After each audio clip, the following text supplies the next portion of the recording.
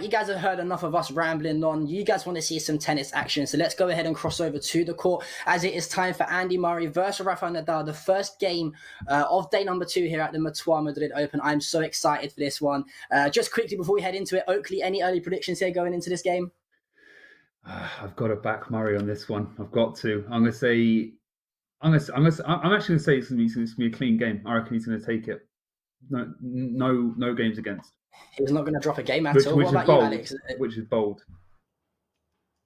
Well, we're going to see. I mean, it's interesting to see it. They're on court. So let's have fun and let them enjoy. Fantastic shot there from Andy Murray, who is going to take the second point by looks of it is 30-love in favour of Andy.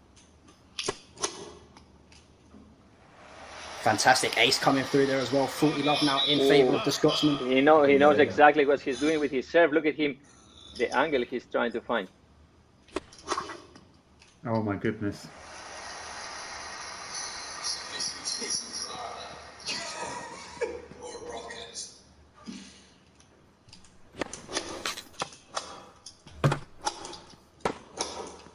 I'll tell you what, this is very good stuff here from Murray early on.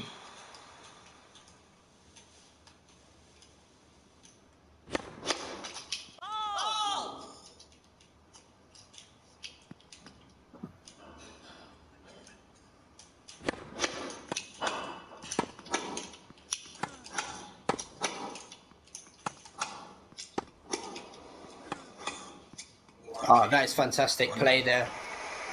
Brilliant. From Andy Murray. And you was mentioning quickly, Alex, about the angle that Andy Murray's trying to find. Talk to us a little bit more about how important finding those right specific angles are in tennis.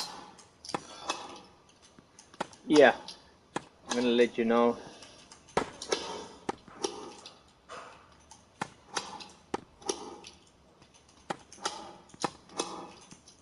After this long rally, it's very interesting. Look. Oh, nice. How important it is for him to play those cross forehands, and then once he's inside the baseline, he can hit the forehand down the line. That's why it's very important. The first shot has to go very cross. He's actually saying that's the one because he knows that Rafa likes to get the forehand.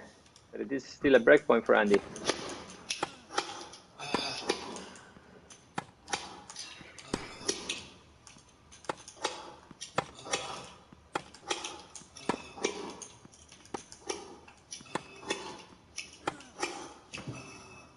Wow. Oh, fantastic shot there from Andy Murray. Oh. Beautiful backhand down the line. You can see he plays cross, and then he changes down the line. He knows exactly what he's doing. And he actually serves huge. And Rafa is like, oh, I don't know.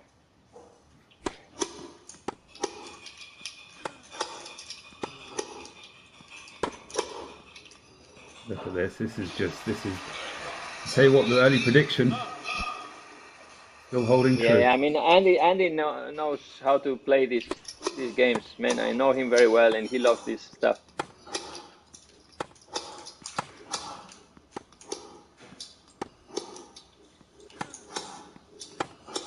Look important on the cross-court one, because then he can come into the net. Easy, and that's another big bomb.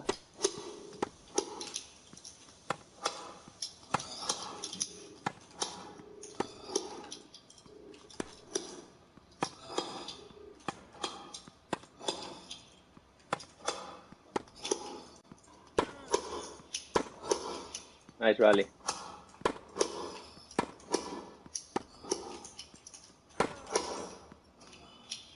Oh, fantastic rally. That might have been the longest rally of the day. If not the tournament. You can see the little signature fist bump there from Andy Murray. He knows how important that was to win that point, but fantastic rallying from both these players here, really pulling out some top-notch shots. And I think that is going to be the game wrapped up there for you guys. 3-0, if I'm correct, in favour of Andy Murray. And you mentioned, Alex, while that game was going on, you was like, I know Andy very well. He loves playing video games. Is it the fact that he loves playing these kind of video games, or is he just kind of really good at tennis? Well, you can be very good on tennis and then you don't know how to play video games, you know. So he's both. He's a very good tennis player and he's a very good video game player too. Because I know, well, I don't want to talk about myself being a good player at all, but I used to play tennis and I have no clue how to play video games.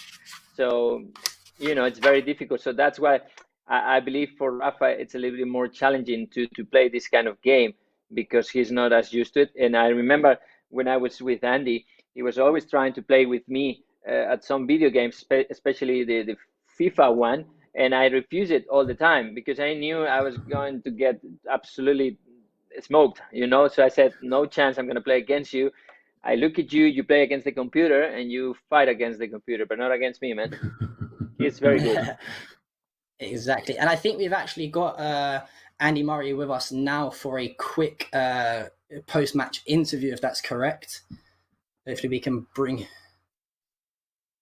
Oh, we don't have him just yet. Sorry, we're just waiting on the connection from him. Again, guys, this is being done all over online, so you can experience some technical issues here and there. But Alex, one quick question for you is that we saw during those rallies, you was mentioning how consistently Andy was playing across the court, right? Trying to push Rafa back to the baseline, keep him pinned back there. And then as soon as he would have him Rafa scamper across that baseline to the other side, he would then just really slam it home down the line to win the point easily. We see that a lot in tennis, especially at the highest level. Yes. Well, that's one of the keys. You know, you try to play a little bit deep into your opponent's backhand's opponent. And then especially, you know, Andy, he loves that cross-court forehand up high to Rafa's backhand. And then if Rafa, for some reason, he plays a little short, he can step into the court and then go change down the line. If he changes down the line while he's 2 meters behind the baseline, then he struggles because then Rafa will dictate with his forehand cross-court, you know, or cross-court forehand. So I think that he knows very smart. He knows how to play, and then he knows how to deal with the remote, with the control. You know, because you can. I know how to, let's say, how to think it, but I don't know how to do it. And one of the abilities for Andy is that he knows both, and you can see he was enjoying it, especially when he feels he's better than you, when he feels he's on top of you. He can really destroy you because he's got the skills to do it.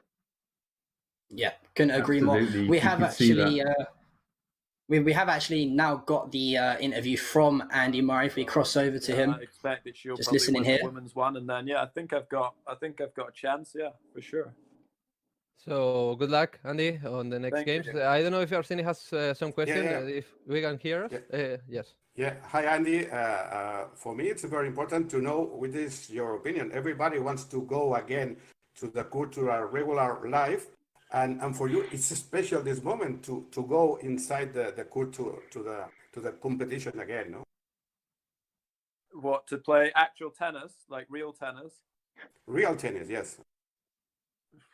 Yeah, I mean, look, I'm sure all tennis players want to get back to playing and competing as soon as possible, but you know, right now that's kind of it's not the most important thing. You know, we want to get, first of all, just our normal lives back. So yeah, just being able to go out and, I don't know, go see friends and go to restaurants and, you know, just have your kind of normal freedoms that you have. And then, you know, hopefully over time, things will start to allow for traveling, and then hopefully sport then will be able to go back to normal as well. But I don't see that happening very soon. You know, the first thing is to try and find a way to stop the virus spreading, and then once we've done that, then obviously we'll be able to do more normal things.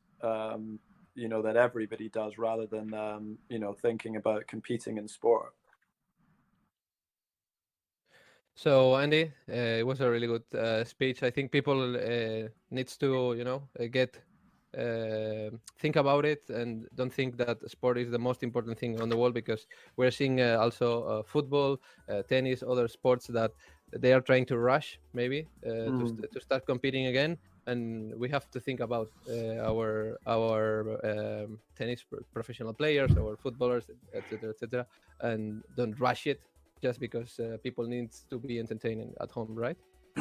Yeah, I mean, I think that the one thing, like, a lot of people want to watch sport again, so obviously the athletes and the players, they would love to be competing, and Of course. lots of people love to watch sport because it's entertaining, and Yeah. it's something that lots and lots of people enjoy. And when you don't get to see it for a while, then people realize maybe how much they kind of, I don't know, how much they love playing it and how much they enjoy watching it. But just because it's difficult to not have sport just now doesn't mean that we have to speed things up and try and get, let's just focus on getting like our normal lives back first, and hopefully all of the countries can sort out the virus properly.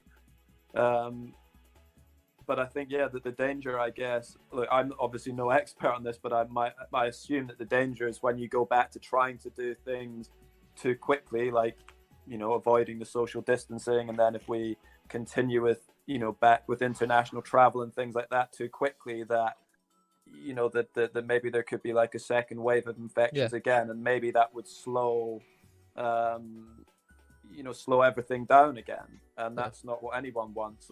So let's just try and get things back to normal first, and then we can think about playing sport again. Thank you very much, Andy, for your approach. I think it's a good approach coming up from you, because a lot of people follow you and they will listen to you. So I think it's a really good approach. So let's not rush nothing, and let's just stay home, right? Yeah, exactly.